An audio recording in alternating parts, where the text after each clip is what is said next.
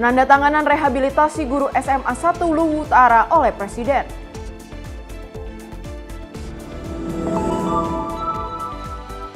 Menkyu sidak ke Bea Cukai Pelabuhan Tanjung Perak.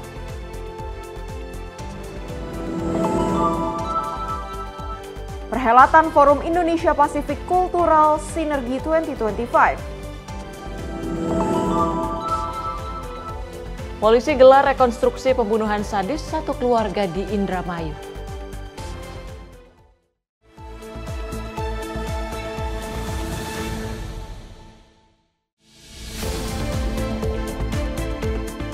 Halo, selamat malam pemirsa. Selain 5 informasi tadi, selama 2 jam ke depan kami masih akan menghadirkan informasi menarik lainnya, terutama mengenai agenda Kabinet Merah Putih. Menyapa Indonesia Malam juga akan menghadirkan informasi seputar peristiwa dan berita olahraga. Bersama saya Tiara Dianti dan saya Priska Priscilla. Inilah Menyapa Indonesia Malam untuk Anda.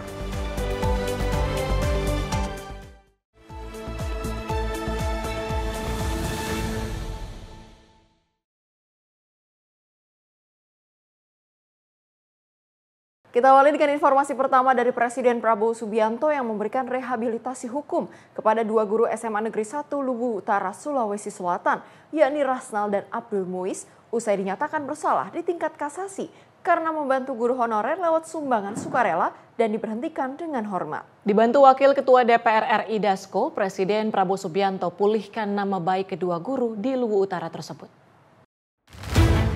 Presiden RI Prabowo Subianto memberikan rehabilitasi kepada kedua guru asal Kabupaten Luwu Utara, Sulawesi Selatan, yakni Rasnal dan Abdul Muiz, usai dinyatakan bersalah di tingkat kasasi karena membantu guru honorer lewat sumbangan sukarela. Dibantu pimpinan DPR Dasko, nama baik 2 guru di Luwu Utara tersebut dipulihkan nama baiknya. Presiden langsung menandatangani surat pemberian rehabilitasi keduanya saat tiba di tanah air usai kunjungan kerja ke Australia. Dalam kesempatan itu, Rasnal dan Abdul Muiz turut didampingi Wakil Ketua DPR RI Dasko dan Menteri Sekretaris Negara Prasetyo Hadi. Pemberian rehabilitasi dari Presiden berdasarkan aspirasi masyarakat. Lewat rehabilitasi ini, nama baik serta hak kedua guru tersebut akan dipulihkan. Tim redaksi Sinpo TV melaporkan. Tiba di Jakarta usai melakukan kunjungan kerja, Presiden Prabowo Subianto langsung menandatangani surat rehabilitasi 2 guru di Luwu Utara yang terjerat kasus hukum. Melalui aspirasi masyarakat yang difasilitasi oleh pimpinan DPR Dasko, Presiden dengan cepat mengambil kebijakan untuk memulihkan kembali nama baik serta hak kedua guru tersebut.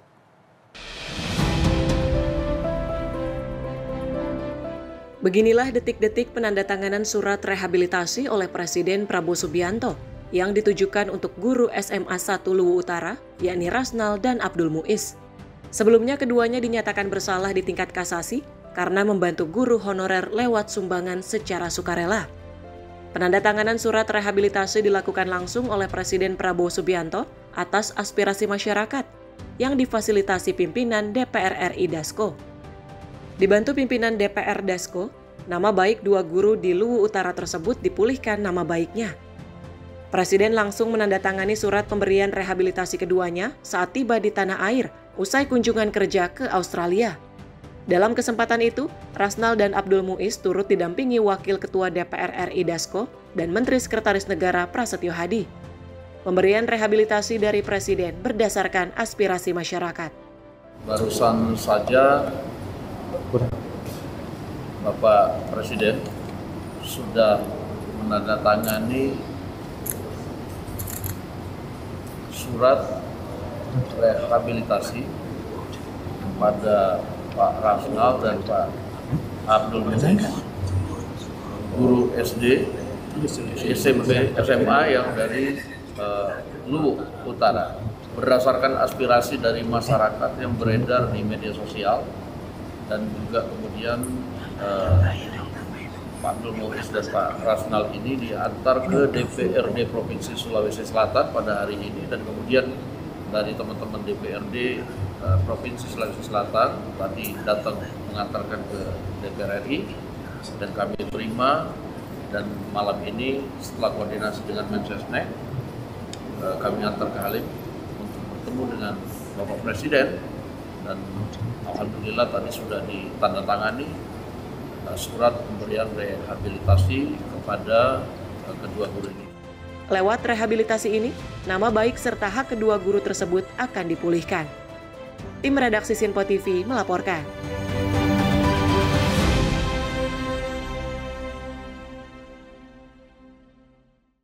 Dua guru asal Luwu Utara, Abdul Muiz dan Rasnal, menerima rehabilitasi langsung dari Presiden Prabowo Subianto. Kedua guru mengucapkan terima kasih atas perhatian Presiden yang memulihkan nama baik mereka setelah 5 tahun menghadapi proses hukum. Dua guru asal Luwu Utara, Sulawesi Selatan, Abdul Muiz dan Rasnal, menerima surat rehabilitasi langsung dari Presiden RI Prabowo Subianto.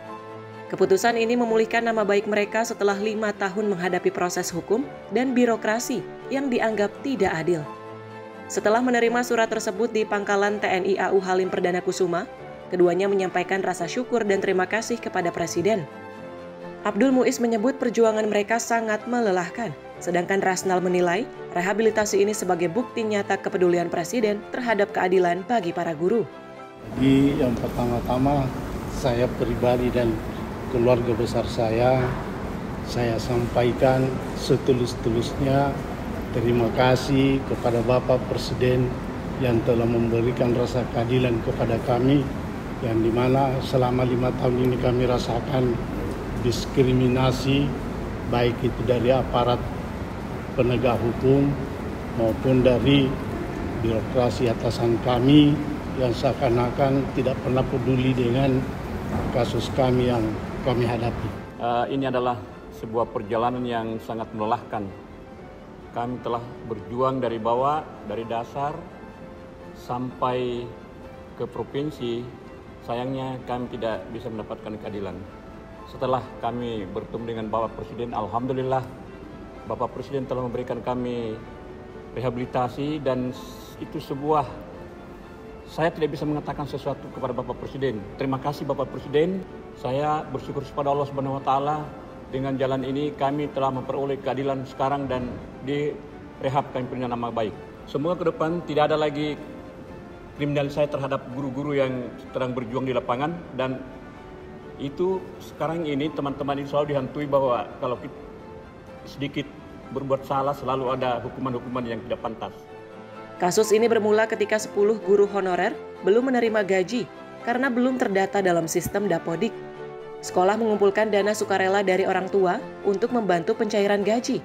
Namun langkah itu dilaporkan ke kepolisian hingga kedua guru menjadi tersangka.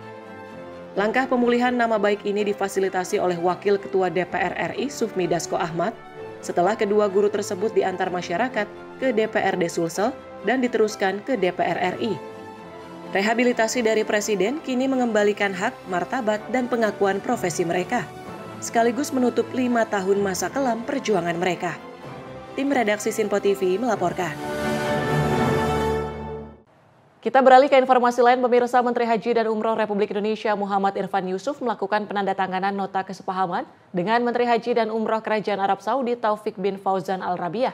Penandatanganan ini menjadi awal resmi dari proses persiapan penyelenggaraan ibadah haji tahun 1447 Hijriah yang diharapkan memberikan pelayanan lebih baik, tertib dan nyaman bagi para jemaah Indonesia.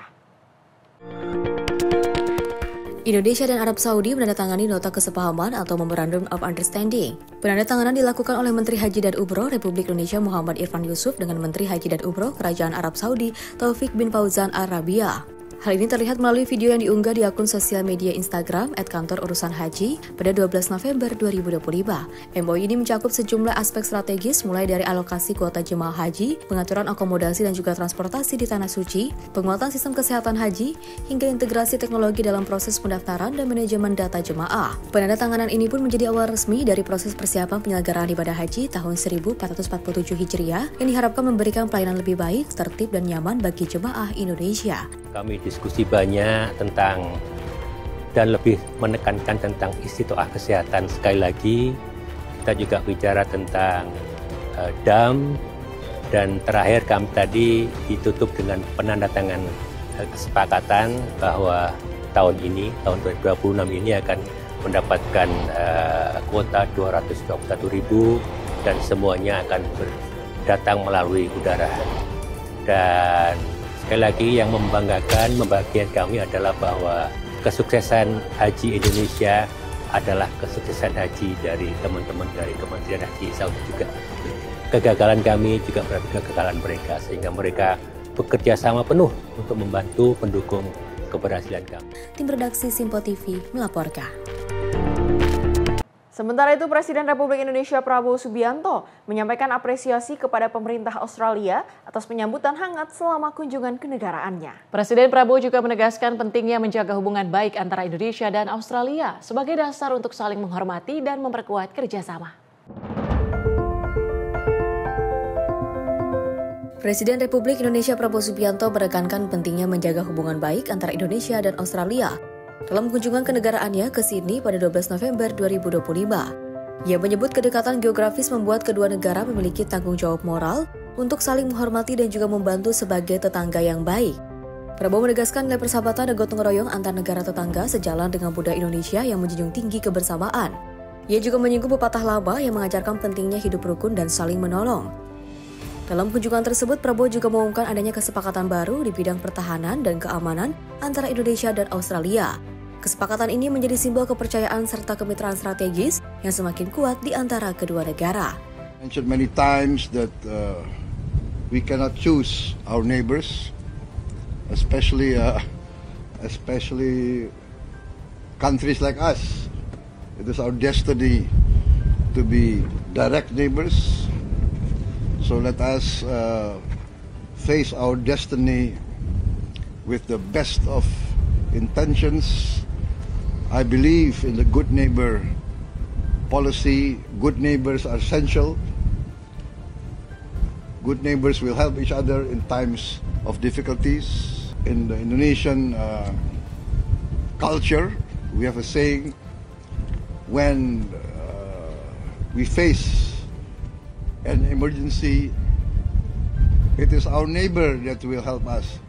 Maybe our relatives will remain far away, but our neighbors are the closest, and only good neighbors will help each other. We had very good discussions, and we, I think, concluded an important agreement, an important treaty between Australia and Indonesia, committing ourselves to close cooperation in the defense and security field. Tim redaksi Simpo TV melaporkan. Presiden Prabowo Subianto dan Perdana Menteri Australia Anthony Albanese menandatangani perjanjian keamanan bilateral Indonesia-Australia. Kesepakatan ini menandai komitmen kedua negara untuk memperkuat stabilitas dan perdamaian di kawasan Indo-Pasifik. Presiden Republik Indonesia Prabowo Subianto dan Perdana Menteri Australia Anthony Albanese resmi menandatangani perjanjian keamanan bilateral Indonesia-Australia pada 12 November 2025. Kedua pemimpin menegaskan komitmen bersama untuk menjaga perdamaian serta memperkuat stabilitas di kawasan Indo-Pasifik. Kesepakatan ini menjadi tonggak penting dalam hubungan pertahanan kedua negara. Perdana Menteri Albanese menyebut bahwa perjanjian tersebut sebagai momentum bersejarah yang memperdalam kemitraan strategis di bidang pertahanan dan keamanan. Langkah ini melanjutkan berbagai kerjasama sebelumnya seperti Keating Soeharto Security Agreement 1995, Perjanjian Lombok 2006, dan juga Defense Cooperation Agreement yang juga ditandatangani pada tahun lalu. This treaty is a recognition from both our nations that the best way to secure that peace and stability is by acting together. It signals a new era in the Australia-Indonesia relationship. This treaty will commit Australia and Indonesia to consult at a leader and ministerial level on a regular basis on matters of security, and if either or both countries' security is threatened, to consult and consider what measures may be taken either individually or jointly to deal with those threats. And that's a great thing for our region and for the people of both Australia and Indonesia. Melalui perjanjian baru ini, Indonesia dan Australia sepakat memperkuat kerjasama keamanan, termasuk membentuk mekanisme konsultasi bila muncul potensi ancaman terhadap salah satu pihak. Albanese menyatakan kesepakatan ini sebagai capaian besar bagi kawasan, sementara Prabowo menegaskan komitmen Indonesia untuk terus mempererat hubungan pertahanan dan menyampaikan apresiasi atas sambutan hangat dari pemerintah Australia. We cannot choose our neighbors, especially countries like us. It is our destiny to be direct neighbors. So let us face our destiny with the best of intentions. I believe in the good neighbor policy. Good neighbors are essential. Tim redaksi Simpo TV melaporkan. Sementara itu, Menteri Investasi dan juga CEO Danantara Rosan Roslani mendampingi Presiden Prabowo Subianto dalam kunjungan kenegaraan ke Australia. Dalam lawatan ke Australia, Rosan Roslani mengaku telah bertemu 5 pimpinan perusahaan Australia yang sebagian telah berinvestasi di Indonesia dan akan melakukan ekspansi bisnis.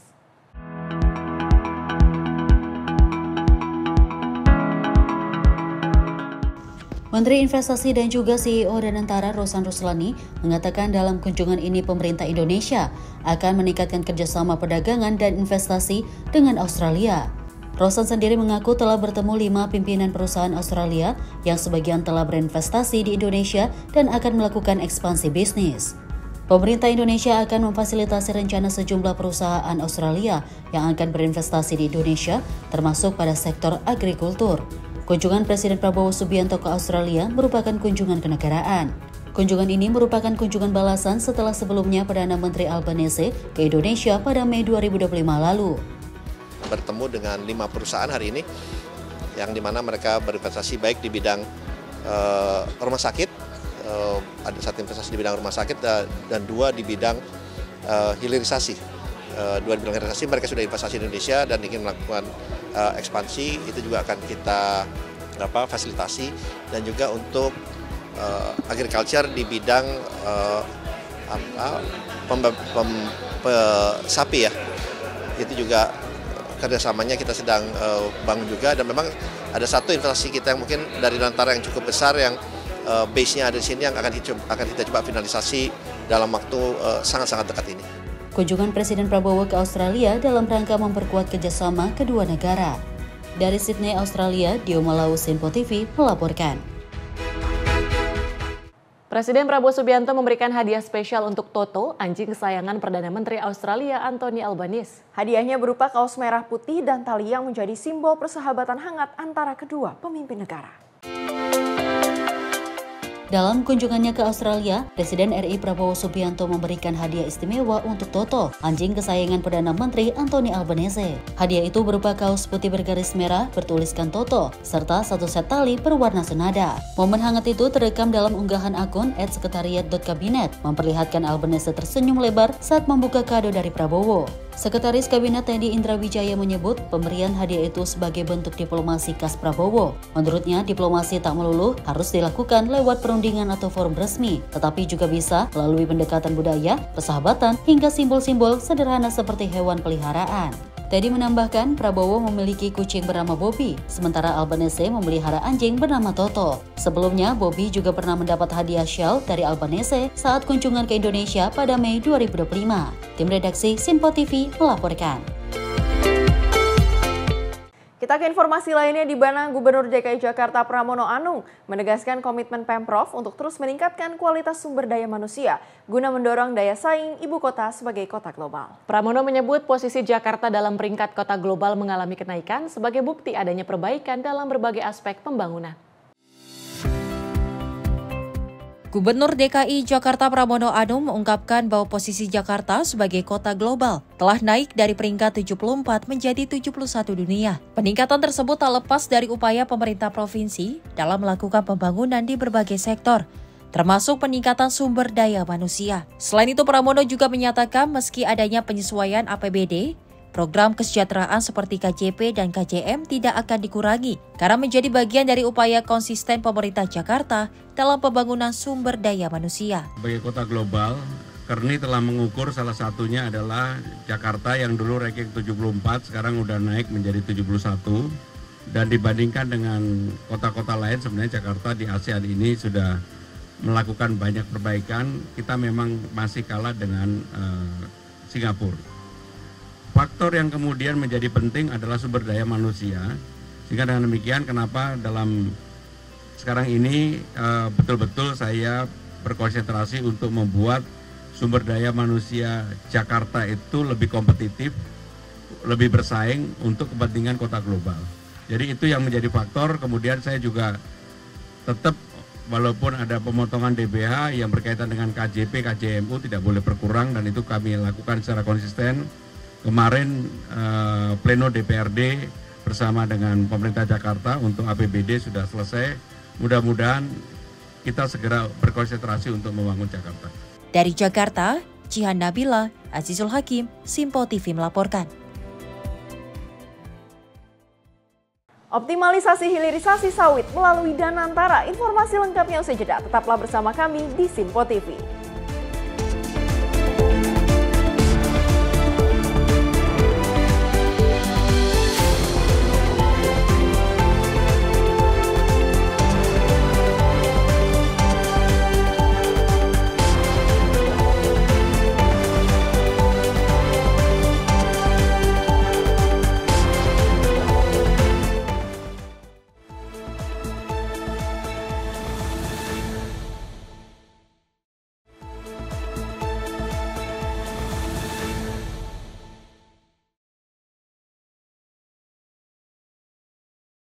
Anda kembali menyaksikan Menyapa Indonesia Malam. Pemirsa, dalam rangka optimalisasi tata kelola dan hilirisasi sawit, CEO Danantara melakukan pertemuan dengan Direktur Utama PT Agrinas Palma Nusantara, Letjen TNI Purnawirawan Agus Sutomo. Hal ini sejalan dengan asta-cita Presiden Prabowo Subianto untuk mencapai swasembada energi melalui energi hijau dan terbarukan.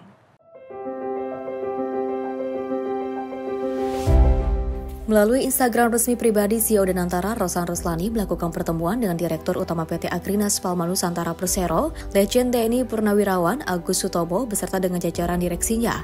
PT Agrinas Palma Nusantara sendiri merupakan badan usaha milik negara Indonesia yang bergerak dalam bidang perkebunan dan konsultasi konstruksi yang saat ini berada di bawah naungan Danantara dalam rangka untuk mendukung tercapainya swasembada energi melalui energi hijau atau energi baru terbarukan yang juga dihasilkan dari produk industri olahan kelapa sawit. Untuk itu, pertemuan ini menjadi momentum untuk memperkuat koordinasi serta menajamkan strategi dalam optimalisasi tata kelola dan hilirisasi sawit. Danantara memastikan setiap dukungan dan juga keputusan investasi dijalankan sesuai dengan prinsip Good Corporate Governance dengan menjunjung tinggi kehati-hatian dan juga akuntabilitas sebagai fondasi dalam memperkuat kinerja BUMN agar tumbuh sehat dan berdaya saing. Tim redaksi Simpo TV melaporkan. Sementara itu, Menteri Agama Nasaruddin Umar secara resmi membuka kegiatan kick-off Hari Guru Nasional 2025 di Universitas Islam Negeri Cyber Syekh Nurjati, Cirebon, Jawa Barat. Dalam acara tersebut, Mendak menyampaikan bahwa guru bukan hanya sekedar pengajar ilmu, melainkan juga penyalur cahaya bagi jiwa manusia.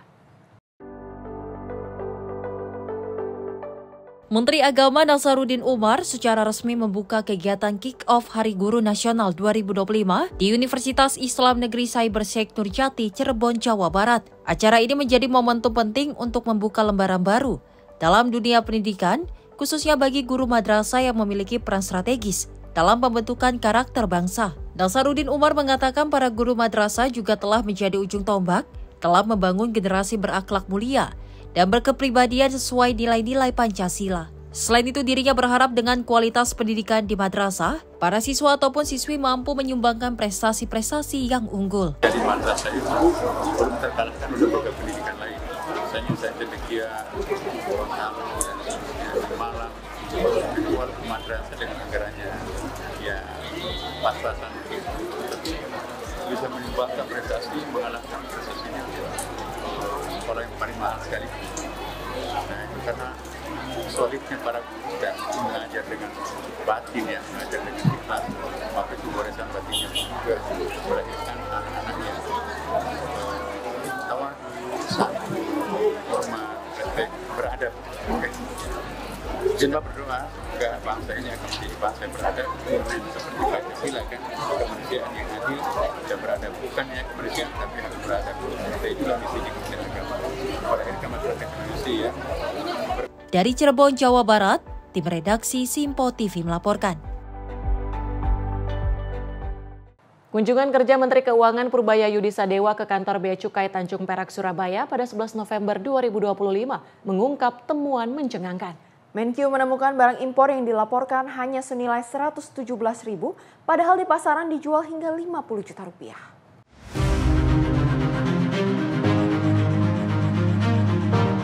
Menteri Keuangan Purbaya Yudi Sadewa melakukan sidak ke kantor pengawasan dan pelayanan Bea Cukai tipe Madya Pabean Tanjung Perak dan kantor Balai Laboratorium Bea dan Cukai kelas 2 Surabaya pada Selasa 11 November 2025. Purbaya mengungkapkan bahwa saat pemeriksaan ditemukan hal menarik terkait harga barang yang dinilai terlalu murah. Ia menemukan indikasi barang impor yang dilaporkan dengan nilai jauh di bawah harga pasar atau praktik under invoicing yang dapat merugikan penerimaan negara. Maka dari itu pihaknya akan melakukan pengecekan ulang. Karena menurutnya barang dengan kualitas sebagus itu tidak mungkin hanya seharga $7 atau setara dengan Rp117.000. Pemeriksaan kontainer bagus hasilnya, kita habis itu ke lab juga. Jadi waktu periksa kontainer ada yang menarik tuh, harganya kelihatannya kemurahan. Nanti kita akan dicek masa harga barang sebagus itu cuma $7 di marketplace 40-50 juta. Tapi ini akan dicek lagi ya. Jadi lab kita bagus. Nanti saya bilang tadi ke teman-teman di lab kalau udah kurang peralatan tolong dikasih tahu sehingga kita bisa lengkapin. Tadi juga saya lihat pengoperasian container scanner baru 2 minggu depannya dipasang, lumayan bagus. Walaupun belum sempurna, saya pikir itu akan memperbaiki dan mempercepat kemampuan pengecekan barang para pegawai Bea Cukai di sana. Nanti itu kan IT base, saya akan tarik ke Jakarta juga sehingga orang Jakarta bisa lihat langsung apa yang terjadi di lapangan. Tim redaksi Simpo TV melaporkan. Sementara itu, Gubernur Banten Andra Soni meninjau SMK Mitra Industri MM 2100 di Cikarang Barat, Bekasi, Jawa Barat pada Rabu 12 November 2025. Kunjungan ini difasilitasi oleh Apindo Banten sebagai langkah strategis untuk memperkuat pendidikan vokasi berbasis kebutuhan dunia industri di wilayah Banten. Gubernur Banten Andra Soni dan Ketua DPP Apindo Banten Tommy Rahmatullah memimpin rombongan saat tiba di SMK Mitra Industri MM 2100. Kunjungan ini bertujuan memperluas kerjasama antara dunia usaha dan pendidikan di wilayah Banten. Inisiasi Apindo Banten mengajak saya meninjau langsung SMK Mitra Industri MM 2100, yang mana SMK ini telah berdiri sejak 14 tahun yang lalu dan merupakan SMK yang link and match dengan kebutuhan industri karena memang didirikan, dikelola oleh dunia industri yang ada di kawasan industri MM 2100. Dalam kunjungan ini saya melihat secara langsung, sebelumnya saya mendengar dari banyak pihak tentang sekolah ini. Dan tadi saya melihat secara langsung dan saya memahami bahwa Apindo mengajak saya ini untuk supaya kita berlanjutkan diskusi agar di Banten nanti juga kita bisa memiliki atau bisa mengembangkan sekolah kejuruan bermitra dengan pelaku-pelaku industri. Andra Soni juga mengapresiasi peran Apindo dalam menjembatani dunia pendidikan dan dunia kerja. Ia menilai SMK Mitra Industri MM 2100 merupakan contoh sukses penerapan konsep link and match karena dikelola langsung oleh pelaku industri di kawasan MM 2100. Ketua DPP Apindo Banten Tommy Rahmatullah juga menegaskan bahwa kunjungan ini menjadi momentum penting memperluas kerjasama dunia usaha dan pendidikan di Banten. Ia berharap model seperti SMK Mitra Industri dapat diterapkan di berbagai daerah sebagai upaya mencetak SDM kompeten dan juga berdaya saing. Tim redaksi Simpo TV melaporkan. Densus 88 anti teror memastikan aksi peledakan yang dilakukan seorang siswa SMA N72 Jakarta tidak terkait dengan jaringan terorisme. Aksi tersebut digolongkan sebagai memtic violence daring atau kekerasan yang dipicu peniruan dari konten di dunia maya. Densus 88 anti teror Polri menyebut aksi peledakan di SMA N72 Jakarta Utara merupakan tindakan kriminal murni dan bukan bagian dari aktivitas terorisme. PPID Densus 88 anti teror Polri, AKBP Maindra Eka Wardana mengungkap, pelaku yang merupakan anak berhadapan dengan hukum ini melakukan aksi tersebut atas dasar peniruan dari konten kekerasan di internet. Maindra menyebut di kalangan komunitas kekerasan daring, aksi seperti ini dikenal dengan istilah memtic violence, di mana pelaku terinspirasi dari tokoh atau aksi kekerasan yang banyak dibagikan secara online. Dalam penyelidikan, polisi menemukan sejumlah tulisan di senjata airsoft gun milik pelaku yang memuat nama-nama tokoh dan ideologi dari Eropa hingga Amerika. Pelaku juga mencari berbagai konten kekerasan dan bergabung dalam komunitas daring yang mengagumi aksi kekerasan. Densus 88 mengungkap, dalam komunitas tersebut, setiap tindakan kekerasan yang diunggah anggotanya sering mendapatkan apresiasi sebagai sesuatu yang heroik. Kondisi ini diduga menjadi pemicu pelaku melakukan aksi peledakan. Polisi juga menemukan nama-nama pelaku penembakan massal dunia yang ditulis di senjata mainan milik pelaku. Di antaranya Alexander Bissonnet, Luca Traini, dan Brenton Tarrant.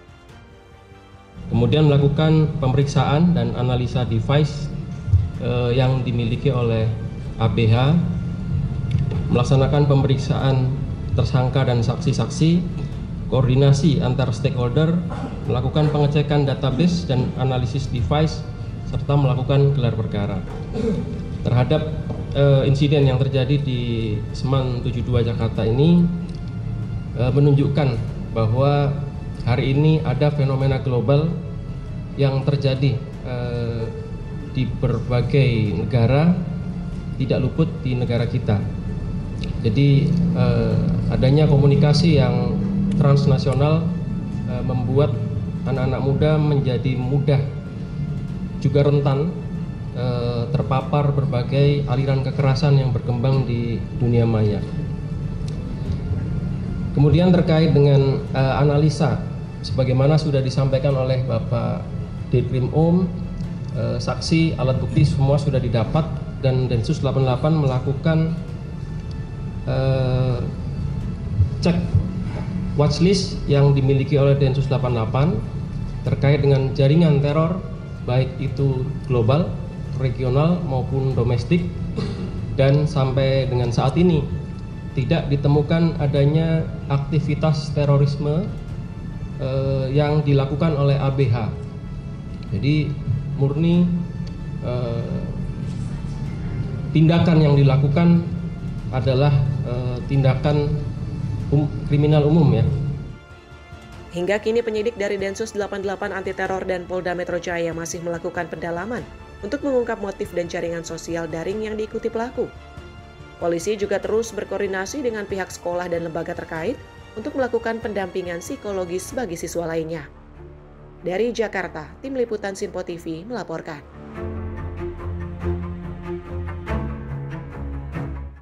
Sementara itu, Wakil Ketua Komisi 1 DPR Dev Laksono merespon terkait arahan Presiden Prabowo Subianto yang membatasi game online, salah satunya PUBG, sebagai buntut insiden ledakan SMA Negeri 72 Jakarta.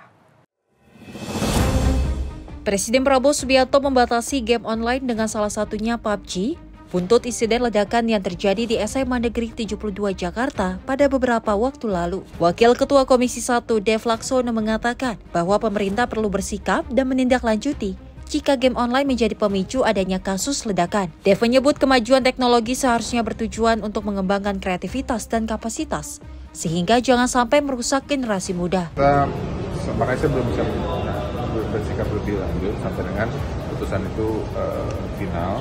Kalau memang benar ini terinspirasi ataupun juga disebabkan akan sebuah gaming online, ya itu kita kan juga sudah memiliki PP Tunas yang untuk melindungi anak-anak, bila mana PSE aplikator atau gaming online ini jelas-jelas terbukti melanggar ataupun membahayakan ataupun menyebabkan kekacauan, ya sudah harus ada sikap dari pemerintah untuk menindak.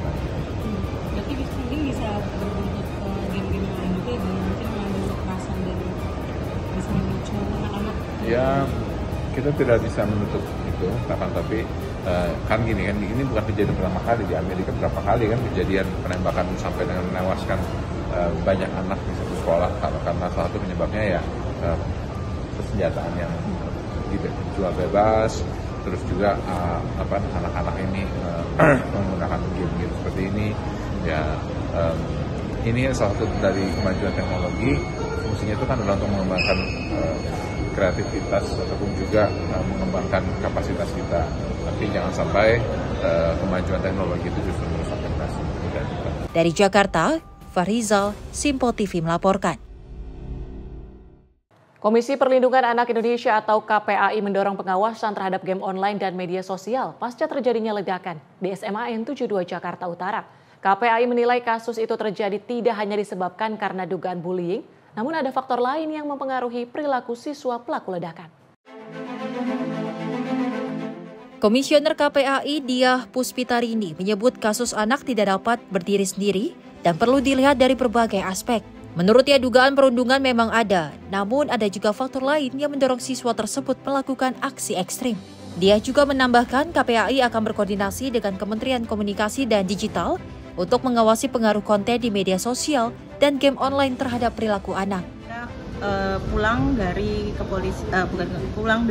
Keluar dari sekolah ya, bahwa kasus anak tidak bisa berdiri sendiri. Latar belakang dia melakukan, mungkin ada dugaan bullying, iya, tetapi ada faktor lain sehingga membuat anak ini melakukan hal seperti itu. Jadi ini tidak berdiri sendiri, ada faktor yang lain. Dari lingkungan keluarga, kasus anak itu banyak sekali yang berasal dari keluarga. Ya, pengasuhan yang baik, ya. Kemudian juga komunikasi dengan pihak keluarga. Terus yang kedua, sekolah juga harus menciptakan suasana yang kondusif, ya, di mana guru, anak itu juga jangan sampai keluar kata-kata kasar ataupun juga melakukan upaya yang memojokkan anak. Nah, yang ketiga adalah bagaimana anak bisa senang. Itu yang terpenting, terutama di sekolah. Saya selalu menyampaikan bahwa bullying itu terjadi ketika ada relasi kuasa, di mana anak yang pintar atau anak yang kaya atau anak yang punya kuasa, dia akan menindas yang lemah.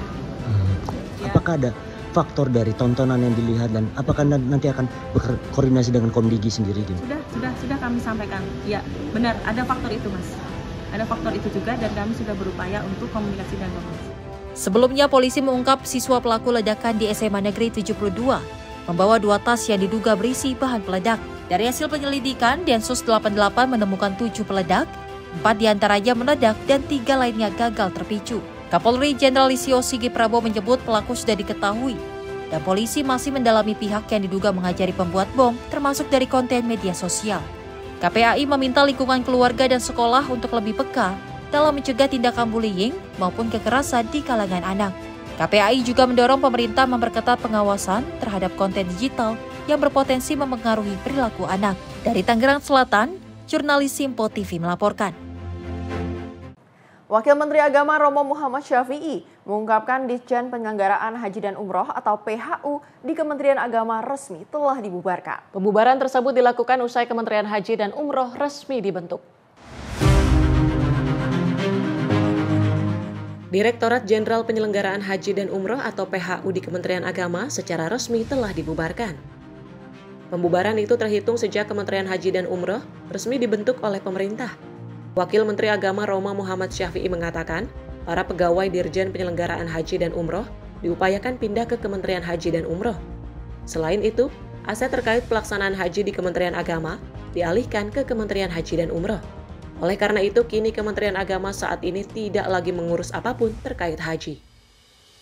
Dengan keluarnya Perpres pembentukan Kementerian Haji dan Umroh, maka Dirjen Pelaksanaan Haji dan Umroh di Kementerian Agama secara resmi dibubarkan. Jadi tentang personilnya itu semaksimal mungkin bisa dibawa ke Kementerian Haji, walau mungkin tidak semua, dan seluruh aset yang terkait pelaksanaan ibadah haji, Kementerian Agama tidak boleh melakukan apapun kecuali memberikan dukungan pengalihan aset. Jadi yang selama ini di Kementerian Agama aset itu digunakan untuk pelaksanaan ibadah haji, setelah ada kementerian 100% itu dialihkan ke Kementerian Haji dan Umroh tanpa ada sedikit pun yang ditahan. Dari Jakarta, Farizal Davarizkiano, Simpo TV melaporkan. Kebijakan pemerataan masa tunggu haji selama 26 tahun untuk seluruh daerah di Indonesia dinilai menciptakan pemerataan namun juga menimbulkan tantangan baru. Anggota Balik DPR RI, Habib Syarif Muhammad, mengingatkan agar kebijakan tersebut disertai dengan mekanisme yang adil dan proporsional.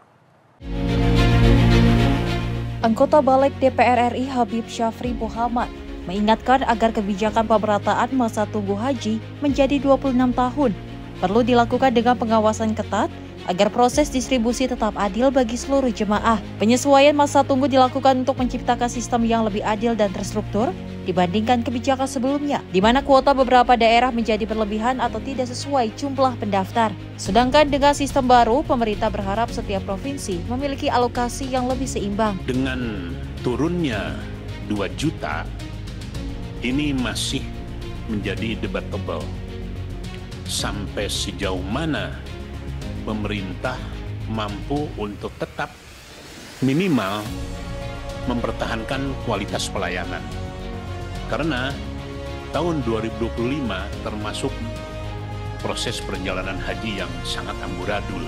Berkaitan dengan 26 memang untuk provinsi-provinsi tertentu menguntungkan, tetapi untuk provinsi-provinsi yang padat penduduknya, taruhlah misalnya Jawa Barat, tahun 2026 Jawa Barat mungkin akan berkurang hampir mencapai 6.000. Tetapi beberapa provinsi di Sulawesi misalnya itu malah diuntungkan. Nah, tentu saja ini masih perlu analisa lebih jauh. 26 itu tidak hanya sebatas orang yang waiting list, tetapi lebih jauh juga perlu melihat kepadatan penduduk. Selain melihat dari jumlah penduduk, perlu pula dipertimbangkan dampaknya terhadap jemaah lansia dan jemaah yang memiliki resiko kesehatan tinggi agar masuk ke dalam daftar prioritas. Tim redaksi Simpo TV melaporkan. Prabowo berikan 100 becak listrik kepada tukang becak lansia di Jepara. Informasinya akan kami hadirkan usai jeda. Tetaplah bersama kami.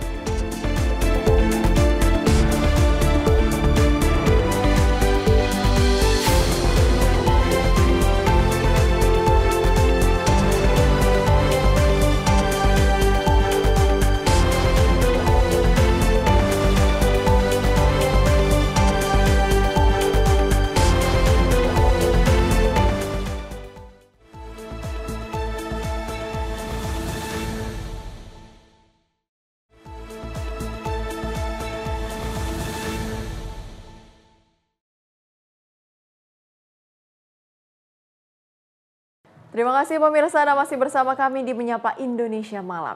Kita lanjutkan ke informasi berikutnya. Pemerintah melalui Kementerian Kebudayaan sukses menjadi tuan rumah pelaksanaan kegiatan Forum Indonesia Pasifik Cultural Synergy atau APEX 2025. Forum tersebut berlangsung tanggal 11 hingga 13 November di Kota Kupang, Nusa Tenggara Timur.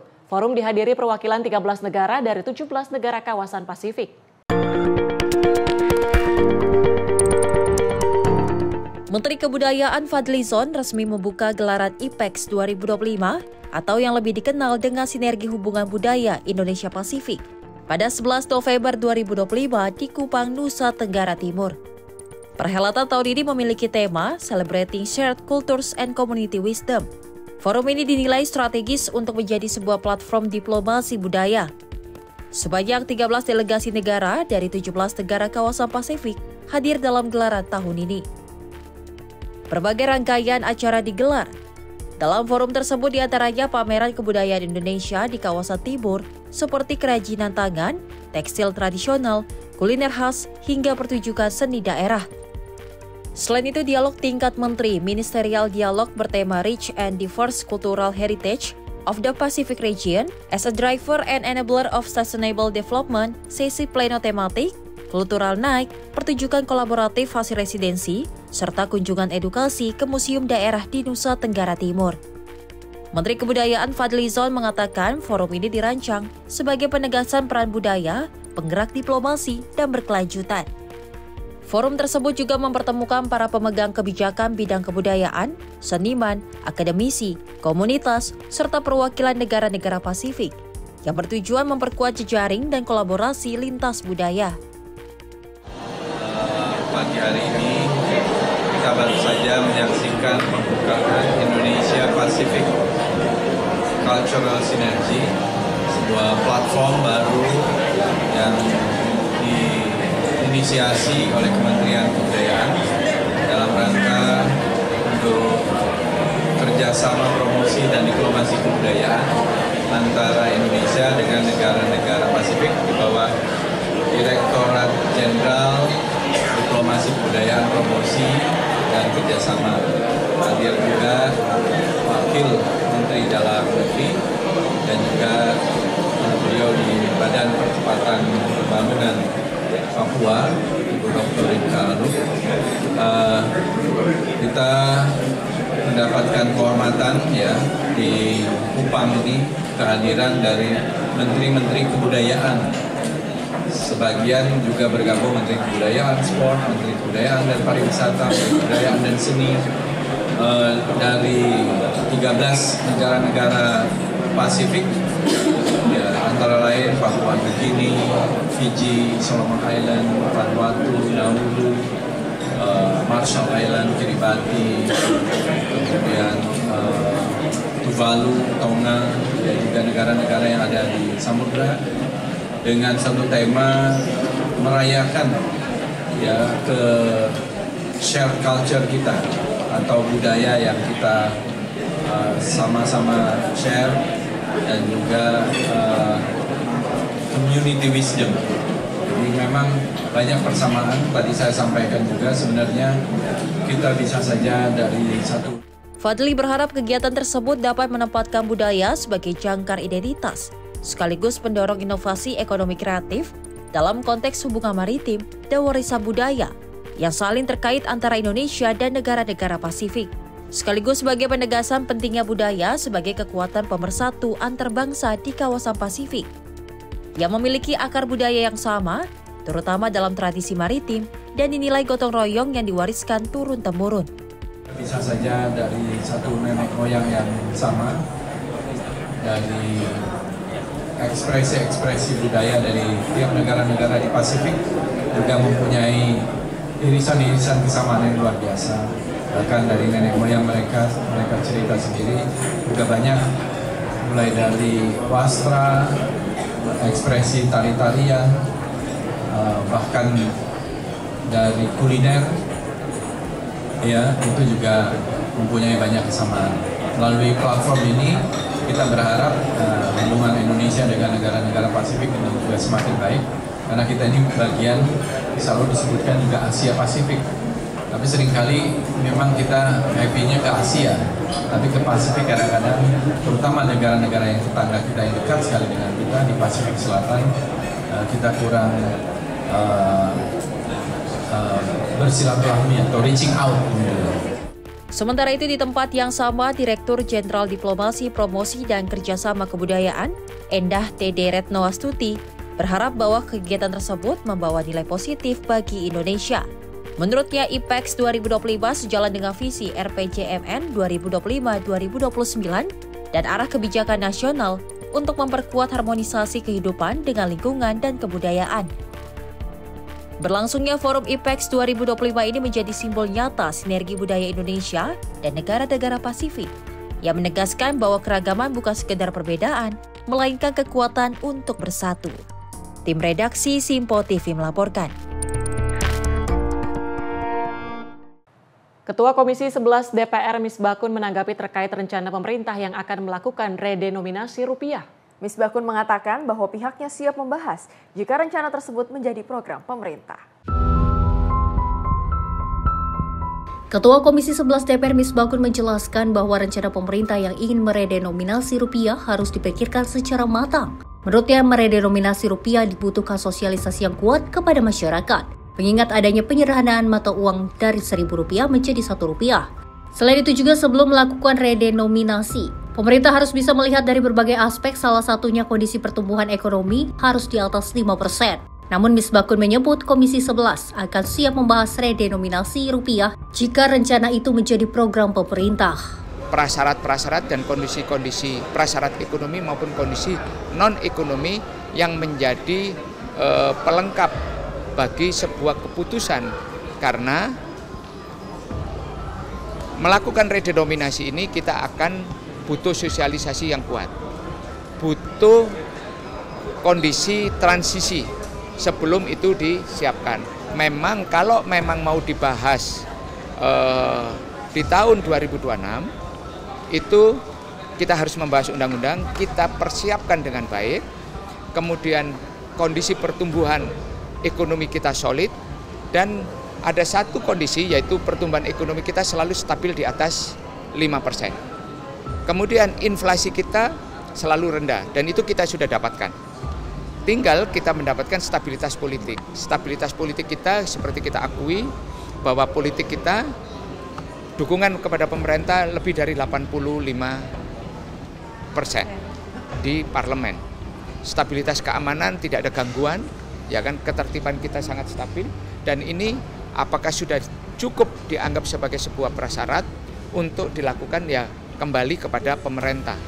Kami di DPR kalau memang itu menjadi programnya pemerintah kami siap membahas, tapi harus disiapkan semua peranata yang saya tadikan, baik itu prasyarat ekonomi maupun prasyarat non-ekonomi, baik itu dari keamanan ketertiban untuk melihat secara menyeluruh.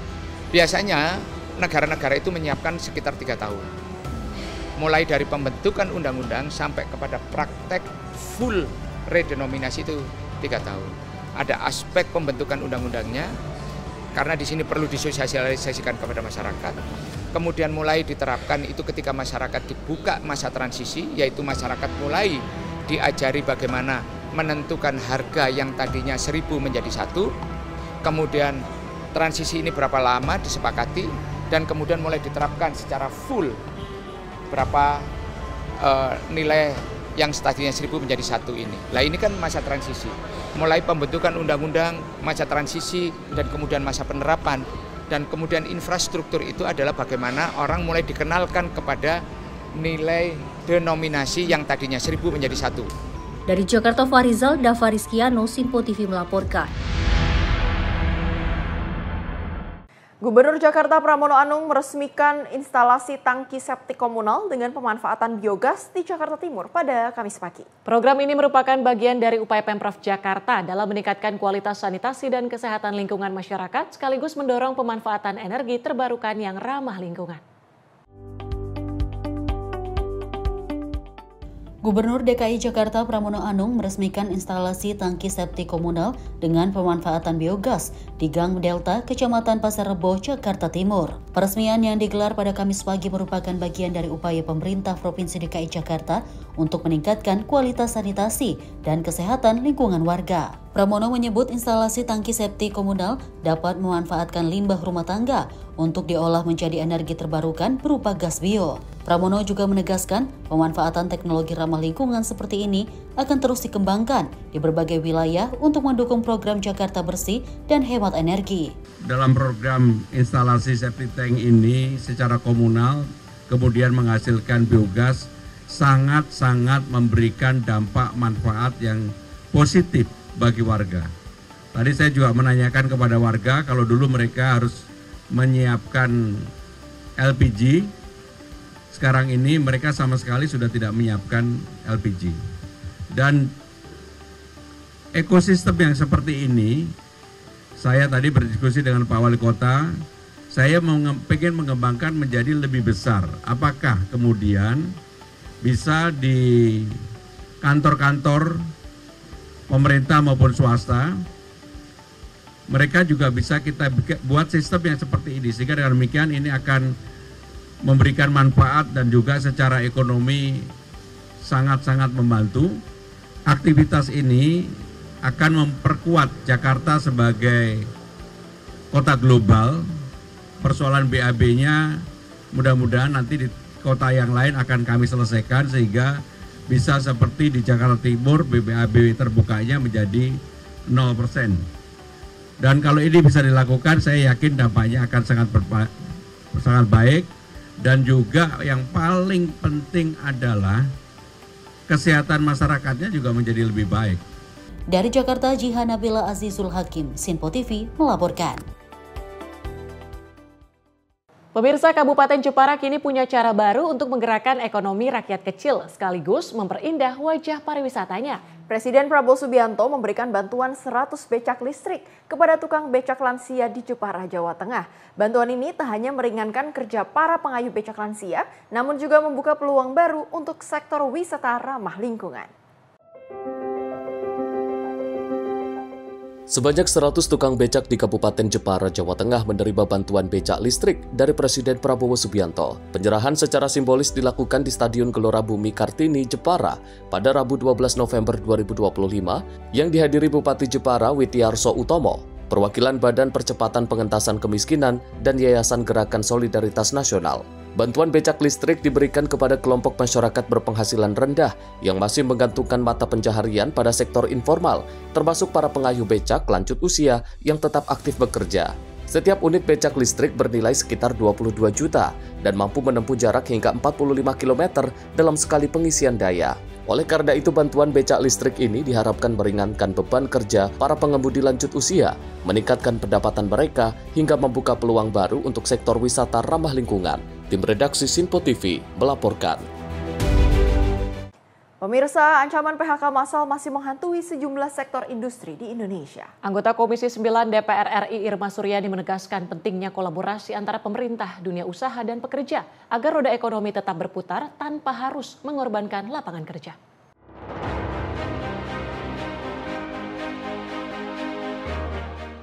Gelombang pemutusan hubungan kerja atau PHK massal akan terus berulang apabila komunitas antara pengusaha dan pekerja tidak terjalin secara efektif. Anggota Komisi 9 DPR RI Irma Suryani menyampaikan, apabila pola pikir sebagian pengusaha yang memandang pekerja sebagai beban bukan sebagai biaya operasional yang mendukung produktivitas perusahaan, maka PHK akan selalu menjadi pilihan pertama. Selain faktor komunikasi, Irma juga menyebut kondisi ekonomi global yang saat ini belum seimbang antara permintaan dan penawaran yang turut menyulitkan perusahaan, sehingga pemerintah perlu hadir memberikan stimulus ekonomi. PHK massal yang dilakukan ini akan terus terjadi jika antara pengusaha dan pekerja tidak terjadi komunikasi yang efektif. Artinya begini, pengusaha tidak boleh juga menempatkan pekerja sebagai beban, tapi harus menempatkan pendapatan pekerja atau gaji pekerja itu sebagai biaya operasional supaya tidak menjadi beban gitu. Itu yang pertama.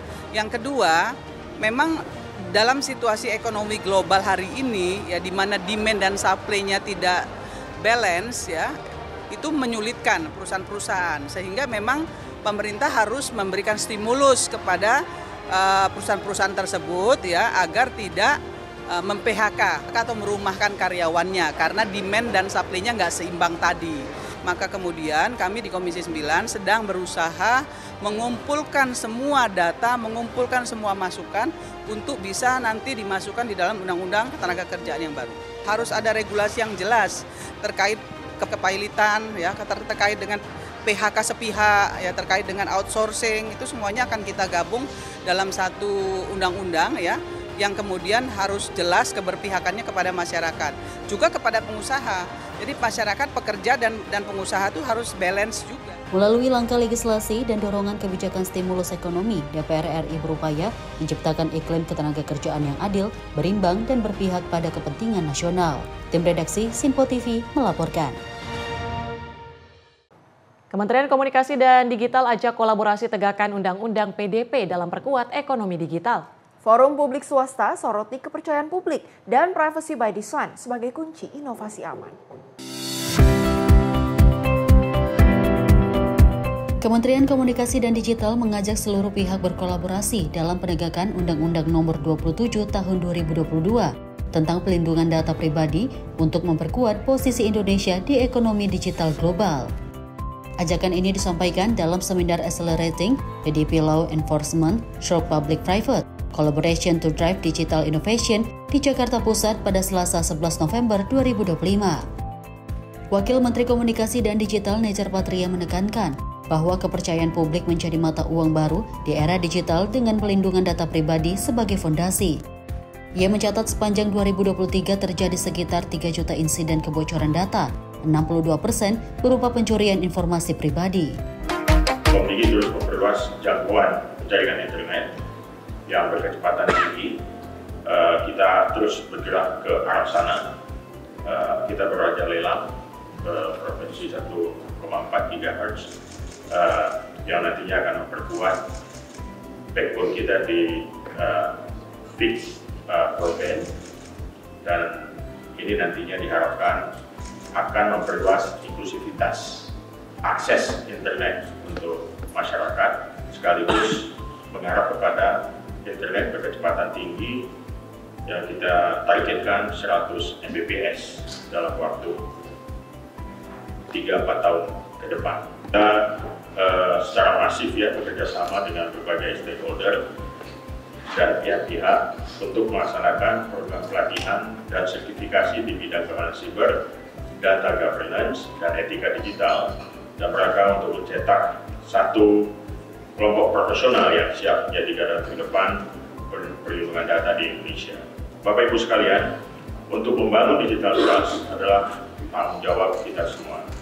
Dan kami mendorong strategi kolaborasi publik-privat yang diperlukan untuk mewujudkan inovasi digital yang mengedepankan privacy by design, di mana perlindungan privasi diintegrasikan secara proaktif dalam desain sistem. Kita ciptakan satu forum yang reguler antara pemerintah, industri, akademisi, dan juga masyarakat sipil ya untuk membahas tantangan pelaksanaan, dan kita saling sharing dalam soal best practices yang kita lakukan baik di sektor private maupun di publik, dan memastikan setiap regulasi tetap relevan dengan perkembangan teknologi terbaru. Jadi dengan mengimplementasikan Undang-Undang Perlindungan Data Pribadi secara kolaboratif, kita tidak hanya melindungi data, tapi juga memperkuat daya saing bangsa di kancah global. Saya mengajak seluruh elemen, baik pemerintah, BUMN, hingga startup inovatif untuk mewujudkan hari ini sebagai momentum bagi kita untuk mempercepat kolaborasi antar sektor publik maupun privat. Dalam hal yang sama, Direktur Jenderal Pengawasan Ruang Digital Alexander Sabar menegaskan bahwa pertumbuhan ruang digital harus diiringi pengawasan yang kuat. Sementara Direktur Pengembangan Ekosistem Digital Sony Hendra Sundayana menyebut prinsip privacy by design kunci agar inovasi berkembang bersamaan dengan kepercayaan publik. Forum ini dihadiri lebih dari 30 perwakilan sektor publik dan swasta, termasuk Telkom Indonesia, Bank Mandiri, Pertamina, Freeport, BRI, Excel Axiata, dan SKK Migas, menegaskan sinergi publik swasta menjadi kunci agar Indonesia aman secara digital, sekaligus kompetitif di panggung global. Tim redaksi Sinpo TV melaporkan. Pemerintah memastikan program SMK Go Global akan mulai dilaksanakan pada akhir tahun 2025 sesuai dengan arahan Presiden Prabowo Subianto. Melalui program SMK Go Global tersebut, pemerintah akan memberikan beasiswa bagi 500.000 lulusan sekolah menengah kejuruan untuk bekerja ke luar negeri.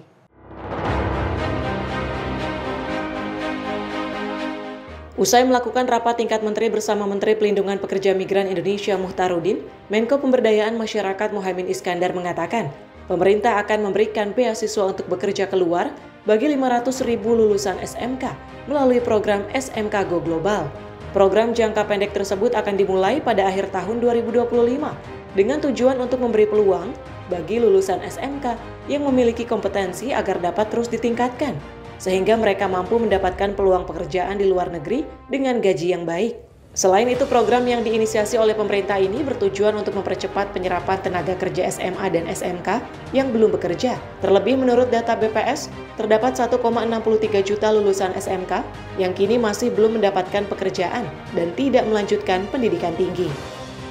Insya Allah dengan perintah dan arahan Presiden ini akan ada program akhir tahun dan program tahun 2026 menempatkan lulusan SMK dan SMA yang berminat dengan skill khusus, apakah welder, apakah hospitality, apakah caregiver, dan lain-lain, untuk bisa bekerja lebih baik dengan gaji yang bagus di luar negeri. Senada dengan hal itu, Menteri P2MI Muhtarudin juga menyatakan kesiapannya untuk melaksanakan program SMK Go Global yang nantinya akan dikoordinasikan oleh Menko PM Muhaimin Iskandar.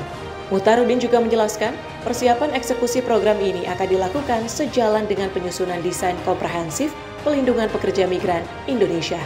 300.000 nanti dari SMK dan 200.000-nya dari umum, nanti kami sudah breakdown per kompetensi dan kami sudah juga mapping, profiling di negara-negara penempatannya dengan sektor-sektornya. Prinsipnya, kami KPI 2 ini sudah siap mengeksekusi daripada program ini tentu di bawah arahan dan petunjuk Bapak Presiden dan arahan dan petunjuk dari Bapak Menko Perekonomian, Menko Pemberdayaan Masyarakat.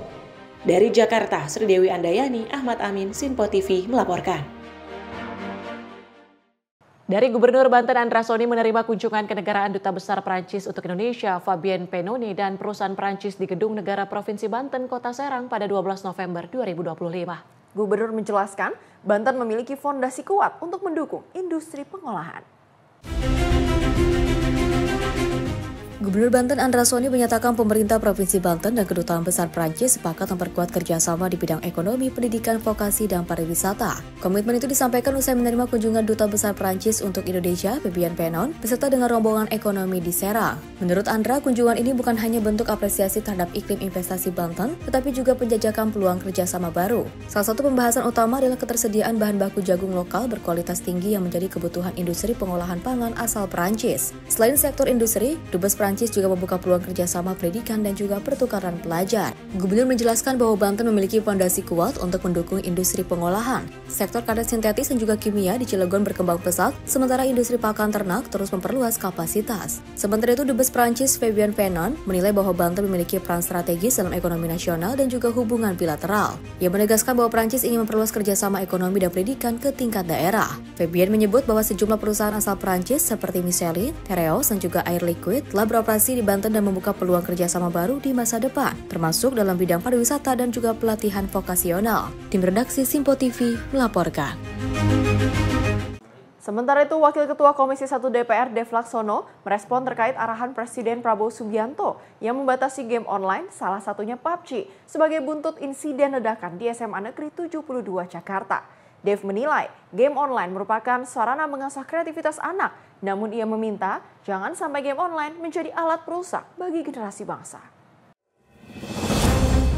Presiden Prabowo Subianto membatasi game online dengan salah satunya PUBG, buntut insiden ledakan yang terjadi di SMA Negeri 72 Jakarta pada beberapa waktu lalu. Wakil Ketua Komisi 1 Dev Laksono mengatakan bahwa pemerintah perlu bersikap dan menindaklanjuti jika game online menjadi pemicu adanya kasus ledakan. Dev menyebut kemajuan teknologi seharusnya bertujuan untuk mengembangkan kreativitas dan kapasitas, sehingga jangan sampai merusak generasi muda.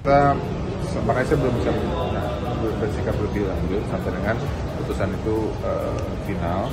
Kalau memang benar ini terinspirasi ataupun juga disebabkan akan sebuah gaming online, ya itu kita kan juga sudah memiliki PP Tunas yang untuk melindungi anak-anak, bila mana PSE aplikator atau gaming online ini jelas terbukti melanggar ataupun membahayakan ataupun menyebabkan kekacauan, ya sudah harus ada sikap dari pemerintah untuk menindak.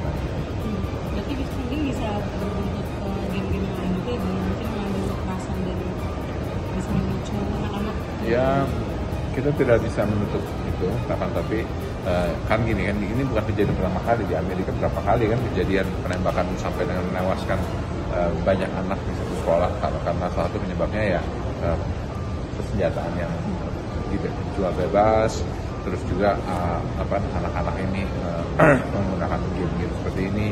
Ya, ini salah satu dari kemajuan teknologi. Fungsinya itu kan adalah untuk mengembangkan kreativitas ataupun juga mengembangkan kapasitas kita. Tapi jangan sampai kemajuan teknologi itu justru merusak generasi muda kita. Dari Jakarta, Farizal, Simpo TV melaporkan. Sementara itu, dari Komisi Perlindungan Anak Indonesia atau KPAI mendorong pengawasan terhadap game online dan media sosial pasca terjadinya ledakan di SMA N 72 Jakarta Utara. KPAI menilai kasus itu terjadi tidak hanya disebabkan karena dugaan bullying, namun ada faktor lain yang mempengaruhi perilaku siswa pelaku ledakan. Komisioner KPAI Diah Puspitarini menyebut kasus anak tidak dapat berdiri sendiri dan perlu dilihat dari berbagai aspek. Menurutnya dugaan perundungan memang ada, namun ada juga faktor lain yang mendorong siswa tersebut melakukan aksi ekstrim. Dia juga menambahkan KPAI akan berkoordinasi dengan Kementerian Komunikasi dan Digital untuk mengawasi pengaruh konten di media sosial dan game online terhadap perilaku anak. Keluar dari sekolah ya, bahwa kasus anak tidak bisa berdiri sendiri. latar belakang dia melakukan, mungkin ada dugaan bullying, iya, tetapi ada faktor lain sehingga membuat anak ini melakukan hal seperti itu. Jadi ini tidak berdiri sendiri, ada faktor yang lain. Dari lingkungan keluarga, kasus anak itu banyak sekali yang berasal dari keluarga, ya pengasuhan yang baik, ya. Kemudian juga komunikasi dengan pihak keluarga. Terus yang kedua, sekolah juga harus menciptakan suasana yang kondusif, ya, di mana guru, anak itu juga jangan sampai keluar kata-kata kasar ataupun juga melakukan upaya yang memojokkan anak. Nah, yang ketiga adalah bagaimana anak bisa senang. Itu yang terpenting, terutama di sekolah. Saya selalu menyampaikan bahwa bullying itu terjadi ketika ada relasi kuasa, di mana anak yang pintar atau anak yang kaya atau anak yang punya kuasa, dia akan menindas yang lemah. Apakah ada faktor dari tontonan yang dilihat dan apakah nanti akan berkoordinasi dengan Komdigi sendiri? Sudah kami sampaikan. Ya, benar, ada faktor itu, Mas. Ada faktor itu juga dan kami sudah berupaya untuk komunikasi dan komunikasi. Sebelumnya, polisi mengungkap siswa pelaku ledakan di SMA Negeri 72 membawa 2 tas yang diduga berisi bahan peledak. Dari hasil penyelidikan, Densus 88 menemukan 7 peledak, 4 diantaranya meledak dan 3 lainnya gagal terpicu. Kapolri Jenderal Listio Sigit Prabowo menyebut pelaku sudah diketahui dan polisi masih mendalami pihak yang diduga mengajari pembuat bom, termasuk dari konten media sosial. KPAI meminta lingkungan keluarga dan sekolah untuk lebih peka dalam mencegah tindakan bullying maupun kekerasan di kalangan anak. KPAI juga mendorong pemerintah memperketat pengawasan terhadap konten digital yang berpotensi mempengaruhi perilaku anak. Dari Tangerang Selatan, jurnalis Simpo TV melaporkan. Begal tukang ojek, tukang jahit ditangkap. Informasi lengkapnya sejenak. Tetaplah bersama kami di Simpo TV.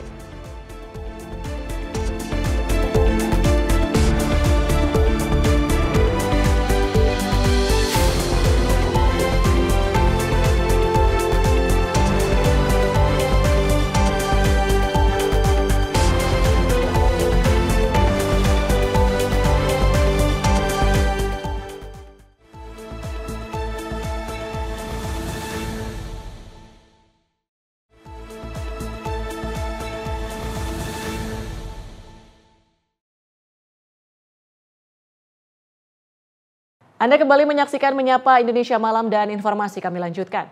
Anggota Satuan Reserse Kriminal Polres Prabu Mulih, Sumatera Selatan berhasil menangkap tersangka penusukan dan perampasan sepeda motor terhadap tukang ojek.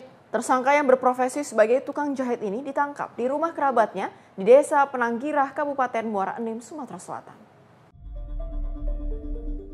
Tersangka penusukan dan perampasan sepeda motor ini bernama Densyah, warga Kecamatan Prabu Mulih, Timur Kota Prabu Mulih, Sumatera Selatan. Pria yang diketahui berprofesi sebagai tukang jahit pakaian di Pasar Prabu Mulih itu diamankan oleh polisi karena diduga sebagai pelaku penusukan dan perampasan motor milik seorang tukang ojek. Aksi penusukan dan juga perampasan motor yang dilakukan tersangka terjadi pada 6 Februari lalu, sekitar pukul 5 sore di Jalan Puyang Gunung Ibul, Prabu Mulih. Sebelumnya tersangka menghubungi korban untuk minta dijemput di Pasar PTM Prabu Mulih dan diminta diantar ke suatu tempat untuk mengantar jahitan. Setelah mereka berboncengan, sepeda motor pelaku meminta korban melintas di Jalan Islamic Center yang sepi dan meminta korban berhenti dengan alasan hendak buang air kecil. Setelah berhenti, pelaku langsung menusuk korban dari belakang hingga mengenai punggung dan juga tangan kiri korban dan mengambil sepeda motor korban. Kabupaten Binhumas Polda Sumsel Kompol Iputu Suryawan membenarkan bahwa penangkapan itu dan merupakan bagian dari operasi Sikat 2 Musi 2025. Baik, dapat kami sampaikan kepada rekan-rekan media bahwasanya Polres Prabu Mulih berhasil mengamankan pelaku curas yang mana modus operandinya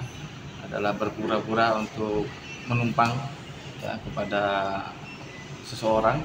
Di sini korbannya berinisial K yang kebetulan berprofesi sebagai ojek dan pelaku itu berprofesi sebagai penjahit di Pasar Prabu Mulih. Modusnya yaitu pelaku yang mana meminta diantarkan oleh korban untuk ke daerah di Prabu Mulih Timur melewati Islamic Center, yang mana kebetulan daerah tersebut terkenal agak sepi. Oleh karena itu pelaku pada saat di jalan berhenti berpura-pura untuk kencing, tapi kemudian melakukan aksi di mana pelaku menusuk korban di lengan dan di bagian tubuh, sehingga korban melepaskan kendaraan dan pelaku berhasil membawa kendali kendaraan.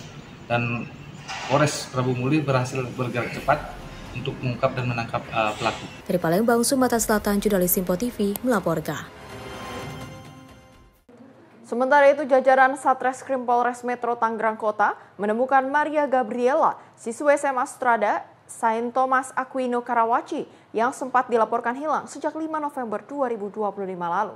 Maria ditemukan saat duduk seorang diri di kawasan Cikini, Jakarta Pusat. Polisi masih melakukan pemeriksaan intensif kepada korban dan masih mendalami terkait dugaan penculikan yang dilakukan seseorang.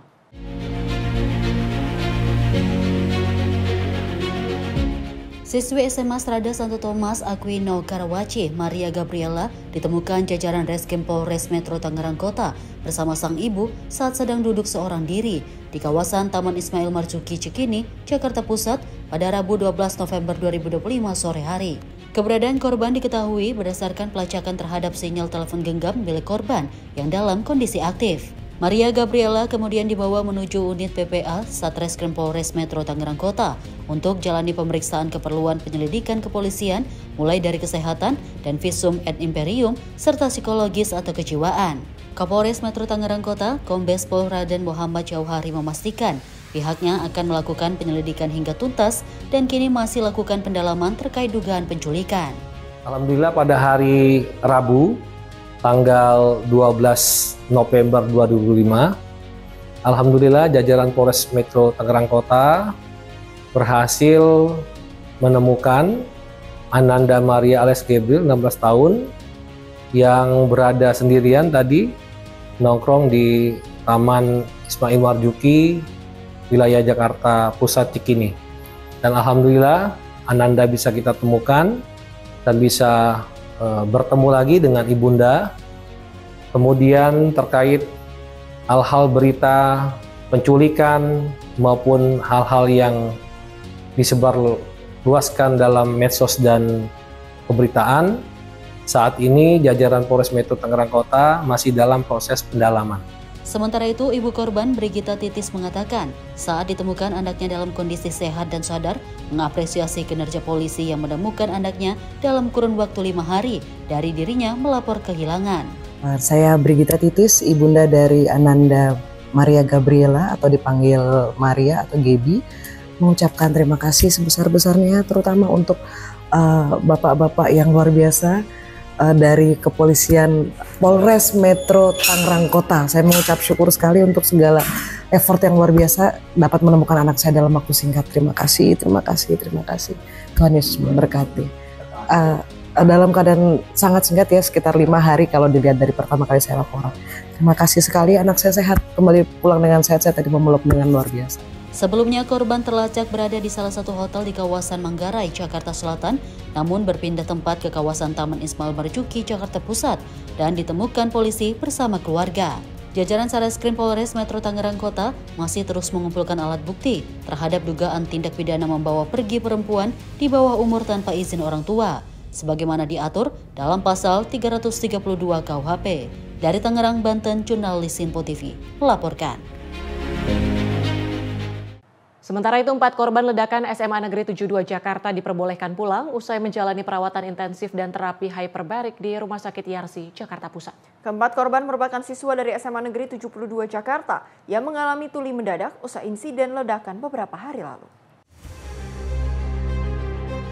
Hingga Rabu siang, sebanyak 19 korban ledakan di SMA Negeri 72 Jakarta telah dipulangkan dari Rumah Sakit Yarsi, Jakarta Pusat, setelah sebelumnya 26 korban dirawat di Rumah Sakit Yarsi, Jakarta Pusat pasca insiden ledakan SMA Negeri 72 Jakarta Jumat lalu. Dari total 26 korban, kini hanya tersisa 7 korban yang masih menjalani perawatan intensif dan terapi hyperbarik akibat kerusakan membran telinga, dan juga tim dokter menyebut ke-7 korban yang masih jalani perawatan ini membutuhkan perhatian khusus dan akan menjalankan operasi. Terkait gangguan pendengaran, sementara 4 korban yang dipulangkan telah menunjukkan perkembangan positif. Manajer Pelayanan Medis Rumah Sakit Yarsi, Irma Dianti, mengatakan bahwa keempat korban yang telah dipulangkan diwajibkan untuk jalani perawatan secara berkala hingga proses pemulihan. Sekalian, saya Dr. Irma dari Manajer Pelayanan Medis, izin update terkait pasien korban ledakan di SMA 72 Kodamar, Jakarta.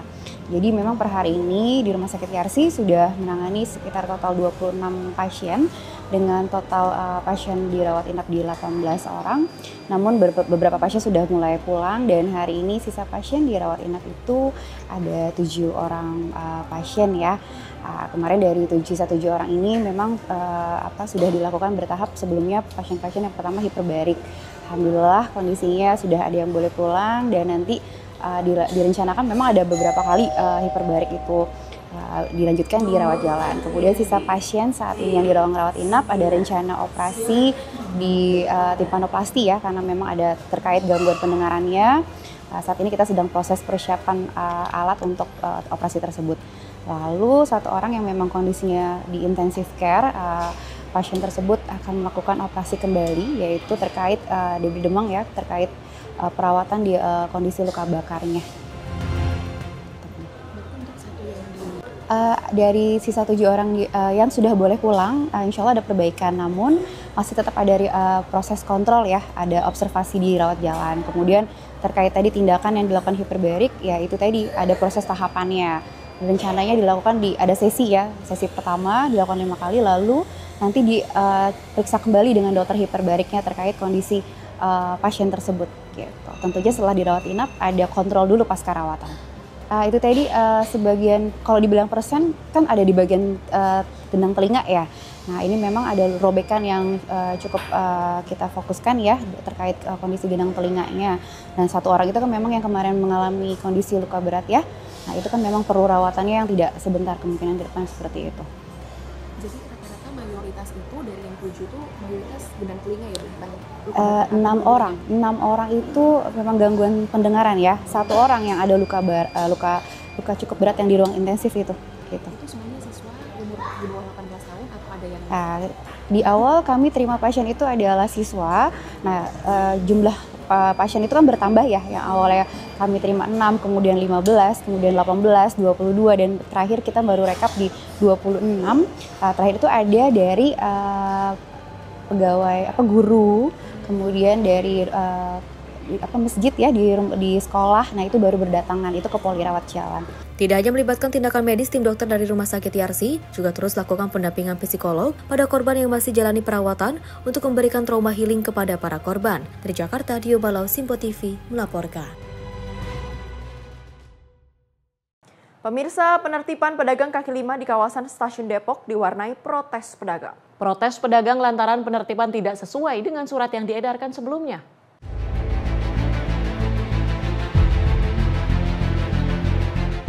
Aparat gabungan pemerintah Kota Depok melakukan penertiban terhadap pedagang kaki lima yang biasa berjualan di sepanjang jalan pintu masuk Stasiun Depok pada Rabu 12 November 2025 sore. Sedikitnya 100 personil aparat gabungan dikerahkan ke lokasi untuk melakukan penertiban. Melalui pendekatan persuasif, para petugas mendatangi sejumlah lapak para pedagang dan melakukan pembongkaran terhadap lapak yang melanggar aturan. Namun sempat terjadi aksi protes pedagang terhadap petugas lantaran kesal pembongkaran lapaknya yang tidak sesuai pemberitahuan yang disampaikan sebelumnya. Dari hari Jumat, udah dikasih surat panggilan gitu. Katanya jangan di atas gorong-gorong gini Pak, itunya dagangnya. Kita udah turutin dong, udah kita mundurin dagangan kita, itu gerobak kita. Tadi tiba-tiba mau dibongkar. Ngecek-ngecek Pak ke bapak-bapaknya. Terus nggak jadi dibongkar Bu atau gimana? Nggak jadi, katanya ya udah nggak apa-apa, berarti ya katanya nggak apa-apa kayak gini aja. Oh gitu. Kalau bisa jangan dimaju-majuin lagi ya. Pemberitahuannya berapa hari sebelumnya Bu? Hari Jumat Pak. Jumat. Dari hari Jumat. Dari Jumat Bu ya. Sementara Kepala Bidang Ketentraman Masyarakat dan juga Ketertiban Umum Satpol PP, Agus Muhammad menjelaskan bahwa penertiban tersebut sudah sesuai dengan prosedur dan ketetapan peraturan yang berlaku bahwa para pedagang tidak boleh berjualan di atas saluran air dan badan jalan. Bangunan pertama bangunan yang liar melanggar badan saluran ya, jalan, terus PKL yang membuat di sini terjadi traffic atau kemacetan, sehingga kita sesuai dengan standar operasional. Alhamdulillah bapak-bapak teman-teman bisa suatu suasana bisa kondisi berjalan dengan lancar. Untuk yang pedagang pagi dan sore ini lebih kurang 110 pedagang yang sudah kita beri surat sesuai dengan SOP dan alhamdulillah berjalan dengan aman, tertib, dan kondusif. Dan rencananya di atas saluran air akan dibuat trotoar untuk pejalan kaki serta pembuatan shelter atau lahan parkir bagi ojek online untuk mencegah terjadinya kemacetan. Di Depok, Jawa Barat, jurnalis Simpo TV melaporkan. Seorang mahasiswi jatuh dari lantai 3 kampus Universitas Pakuan, Kota Bogor, Jawa Barat. Korban mengalami luka dan dibawa ke rumah sakit pada Rabu 12 November 2025. Seorang mahasiswi jatuh dari lantai 3 Gedung Fakultas Ekonomi dan Bisnis Universitas Pakuan Bogor pada Rabu 12 November 2025. Dari video yang beredar, awalnya mahasiswi semester 3 itu terlihat tengah berdiri di balkon lantai 3 dan menghadap selasar gedung.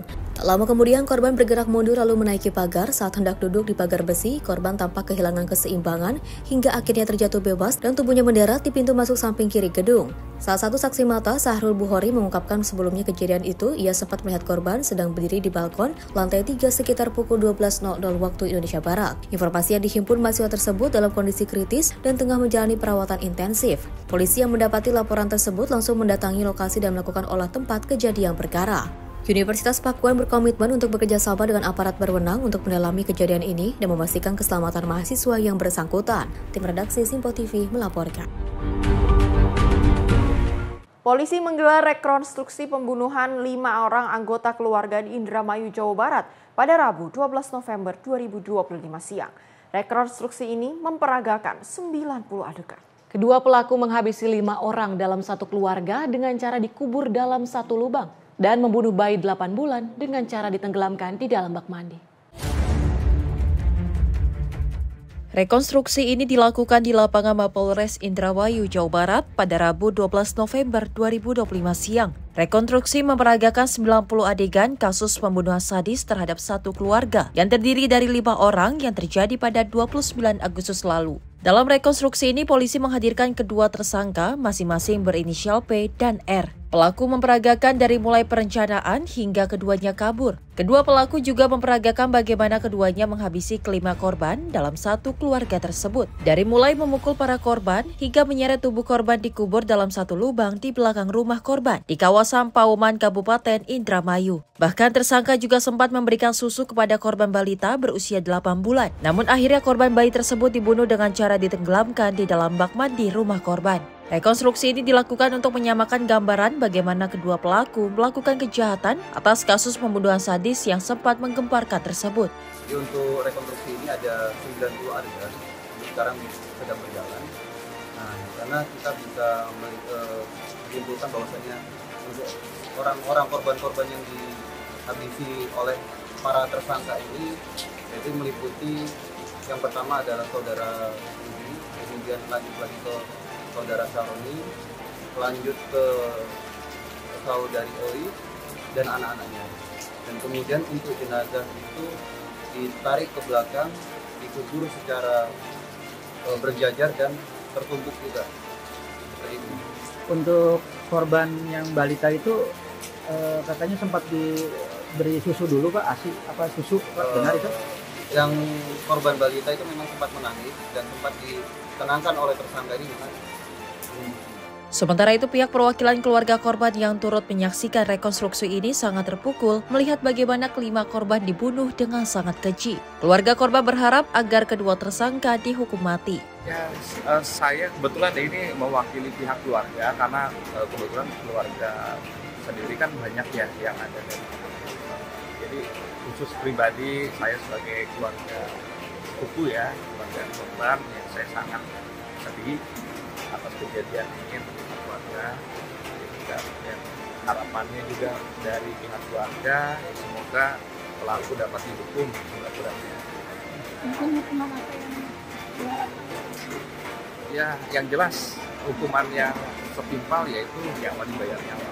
Sebelumnya, kasus pembunuhan satu keluarga sempat menggemparkan warga sekitar. Warga menemukan 5 jenazah dikubur dalam satu lubang di belakang rumah korban. Motif dari pembunuhan itu lantaran pelaku sakit hati terkait penyewaan mobil korban. Dari Indramayu, Jawa Barat, jurnalis Simpo TV melaporkan.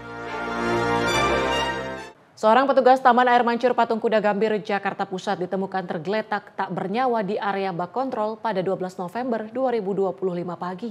Korban tewas akibat tersengat aliran listrik saat hendak melakukan pengecekan pompa di dalam bak kontrol tersebut.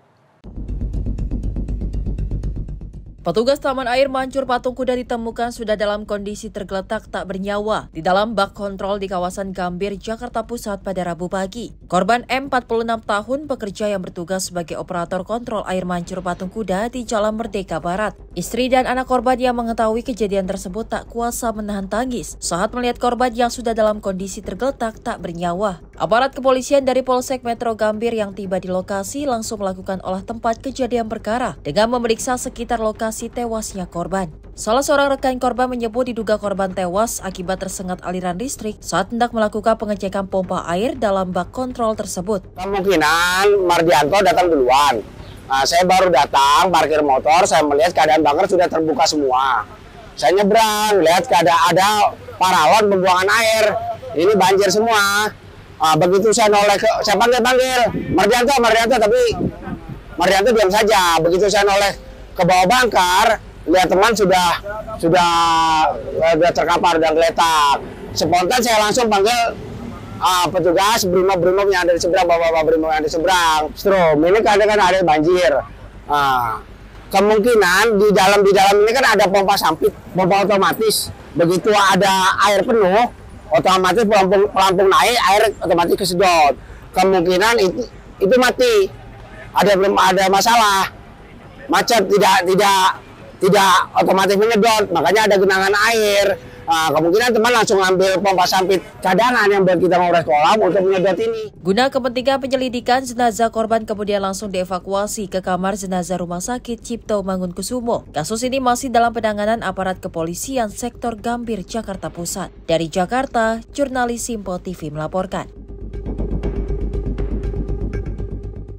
Sementara itu, seorang buronan pelaku begal sadis di Kabupaten Lampung Timur, Lampung akhirnya berhasil ditangkap tim TKP 308 Satreskrim Polres Lampung Timur. Pelaku yang sudah 2 tahun buron itu dibekuk tanpa perlawanan saat asyik nongkrong di sebuah warung di Kecamatan Bandar, Sri Bawono. Tersangka berinisial KM, pemuda 24 tahun warga Kecamatan Jabung, Lampung Timur, tak menyangka tempat persembunyiannya akan diketahui petugas. Tim TKP 308 yang sudah mengintai pergerakannya langsung melakukan penangkapan tanpa ada perlawanan berarti saat asik nongkrong di sebuah warung di Kecamatan Bandar Sri Bawono. Dari hasil penyidikan, tersangka merupakan bagian dari komplotan begal yang beraksi sejak tahun 2023 lalu. Mereka melakukan aksi perampasan motor dan telepon genggam warga di Desa Pemantang Taholo, Kecamatan Jabung. Akibat aksi kejahatan tersebut, korban mengalami kerugian sebesar 13 juta rupiah. Tersangka yang merupakan DPO perkara pencurian dengan kekerasan berinisial PM merupakan warga Pematang Taholo, Kecamatan Jabung, yang mana DPO tersebut merupakan DPO dari tahun 2023, yang mana kawannya telah berhasil kita tangkap saat itu, dan DPO ini kita tangkap di daerah Sri Bawono di tempat persembunyiannya. Berdasarkan keterangan tersangka, setelah kejadian kawannya kita tangkap itu, dia langsung melarikan diri dari daerah Mesuji di rumah kerabatnya, dan kemudian beberapa hari yang lalu tersangka DPO ini pulang ke rumah kerabatnya di daerah Sri Bawono. Usai dibekuk, pelaku langsung digelandang ke Mapolres Lampung Timur dan dijebloskan ke sel tahanan. Pemuda ini pun bakal dijerat dengan pasal 363 KUHP dan terancam pidana maksimal 12 tahun penjara. Dari Lampung, jurnalis Simpo TV melaporkan. Satres Narkoba Polrestabes Medan pada Rabu 12 November 2025 sore menggerebek sarang narkoba di kawasan Lembah Sunggal yang selama ini jadi tempat jual beli narkoba. Polisi melepaskan tembakan peringatan ke udara saat aksi nekat pelaku melarikan diri dan menceburkan diri ke dalam sungai. Inilah detik-detik ketika petugas Sat Narkoba Polrestabes Medan melakukan penggerebekan di lokasi yang diduga dijadikan sarang peredaran narkoba di kawasan Medan Sunggal yang dikenal dengan nama Lembah Sunggal. Akses masuk ke lokasi yang sempit dengan medan curam karena berada di bantaran sungai menyulitkan petugas mencapai sarang narkoba tersebut. Saat melihat polisi datang, sejumlah orang yang diduga pelaku narkoba mencoba kabur dengan menceburkan diri ke sungai. Hal ini yang kemudian memaksa polisi harus meletuskan beberapa tembakan peringatan ke udara. 2 pelaku yang diduga berperan sebagai pengedar dan pengguna narkoba ditangkap dalam penggerebekan kali ini. Polisi juga menyita beberapa paket sabu siap edar dari lokasi penggerebekan, serta puluhan alat hisap sabu yang tersebar di 5 lapak narkoba di Lembah Sunggal ini.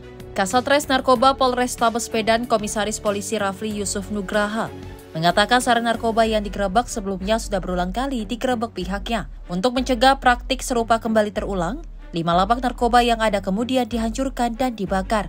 Polisi bersama TNI nantinya akan melakukan pengawasan secara berkala di lokasi penggerebekan dan memastikan akan melakukan tindakan serupa jika praktik jual beli narkoba kembali ditemukan di lokasi. Ada 2 tersangka yang kita amankan dengan puluhan bong yang kita amankan dan beberapa barang bukti.